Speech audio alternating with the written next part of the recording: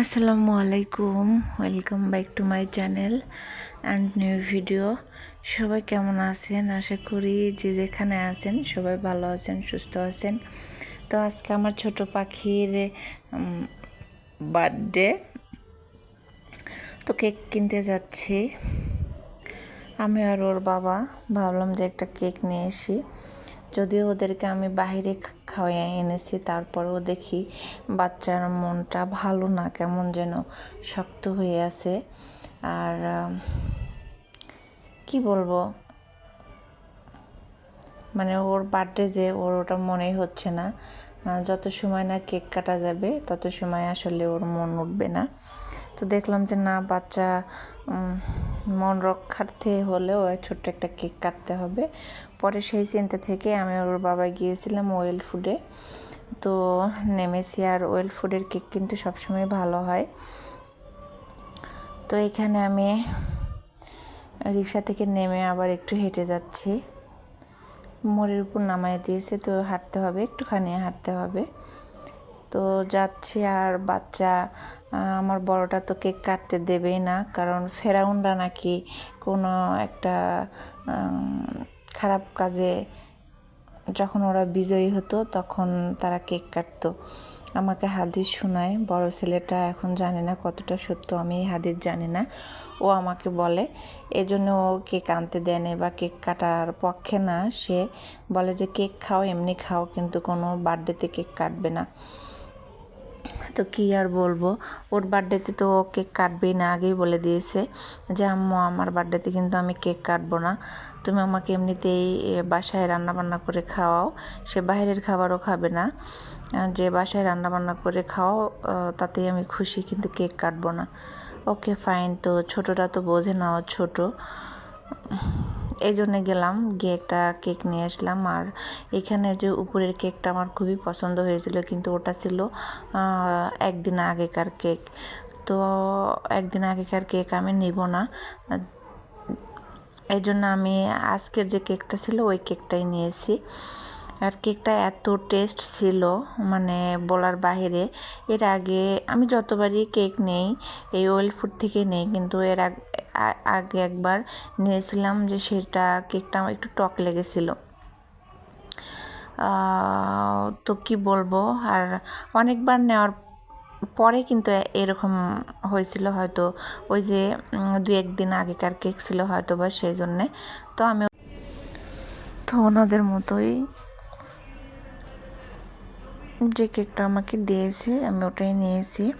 তো বাসায় চলে আসতেছি, মাঝখানে একটা ফোন এসেছিল, এই জন্য কথাটা কোন জায়গা থেকে শেষ করেছি বুঝতে পারি নাই।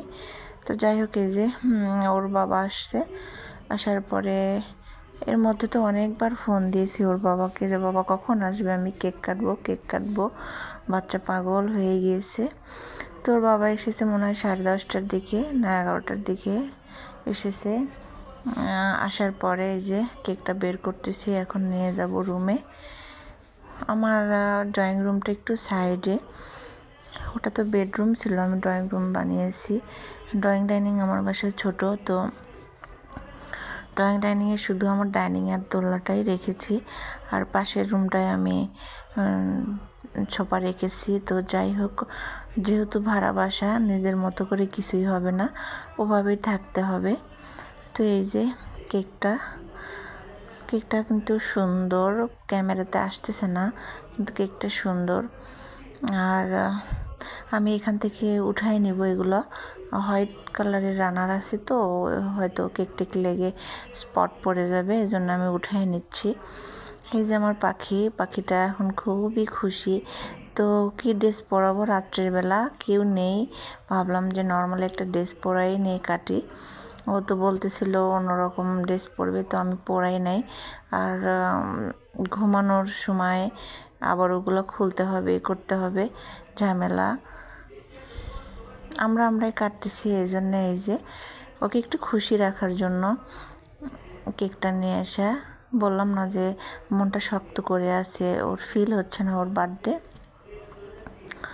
তো যাই হোক, এখন ওর 3 বাবা ছেলে কাটবে, আমি ক্যামেরাম্যান, আমি একটু ভিডিও করতেছি, ভিডিও করে নেই।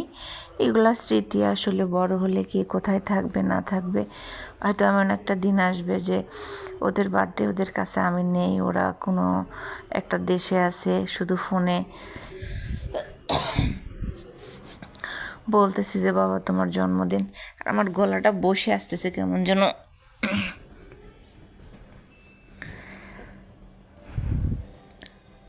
তো যে কয়েকদিন কাছে আছে এই কয়েকদিনে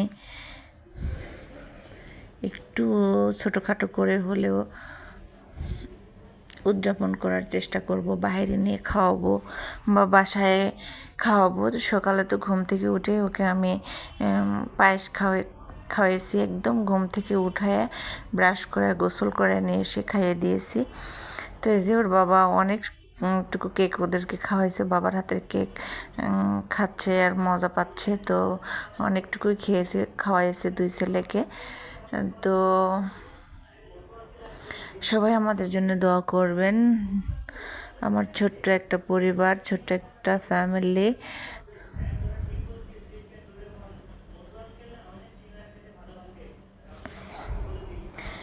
কারণ নজর না লাগুক। সবাই মাশাআল্লাহ বলবেন। আর আমার বড় ছেলেটা নিচে গিয়ে সমানে লিফটে উঠতেছে আর নামতেছে। আমি বুঝি না ওর মাথায় আসলে কি আছে। আমি সিসি ক্যামেরাতে সব দেখতেছি। ও গ্যারেজে গিয়েছে, আমাদের ম্যানেজার আছে, অফিস রুম আছে। তো ওইখানে ওই যে দেখলাম কয়েকবার ও লিফটে উঠেছে, এখন দেখি আবার উঠতেছে কি করে। তো হুট করে আমার চোখ গেল, তো দেখতেছি। তো যাই হোক, ওরা খাচ্ছে। আর আমার ভিডিও যদি ভালো লাগে লাইক করবেন, কমেন্ট করবেন, সাবস্ক্রাইব করবেন, পাশে থাকা বেল আইকনে ক্লিক করবেন। আর যাদের ভালো না লাগবে তারা ইগনোর করবেন, বাজে মন্তব্য করবেন না। কারণ আমি আমার এমন কোনো কিছু শো অফ করি না যে দেখে বাজে মন্তব্য করবেন। আমার খুব সাধারণ সিম্পল একটা লাইফ, সারাদিনের টুকিটাকি যা করি তাই ভিডিও করি অল্প স্বল্প। সারাদিনের তো আর ওইভাবে স্টেপ বাই স্টেপ ভিডিও করা যায় না। হয়তো 10 মিনিট 5 মিনিটের ভিডিওতে তো সারাদিনের সব কিছু দেখানো যায় না। তো বাচ্চাটার চোখের মধ্যে কী যেন পড়লো, আমার মনে হয় বড় ছেলেটার হাত থেকে কেক পড়ে ওর চোখে গিয়েছে। তো বারবার চোখ ধরতেছিল। আর ওর কিছু হলে আমার কেমন যেন লাগে, সামান্য যদি একটু উয়া করে আমার মনে হয় আমি পাগল হয়ে যাব। যেহেতু বাচ্চাটা সারাদিনে একা থাকে, আমার কাছে থাকার পরেও যদি ওর একটু ব্যথা লাগে বা কষ্ট হয় তাহলে আমার খুব খারাপ লাগে, যেটা বলে বোঝাতে পারবো না। আর বড় ছেলেটা যদি ওর শরীরে টাচ করে তাহলে আমার মনে হয় যে বড়টাকে আমি মাইরে শেষ করে দেই, এরকম লাগে। আসলে ছোট তো ওরকম কিছু বোঝে না, বাচ্চা মানুষ, বড়টা তো একটু বোঝা শিখছে।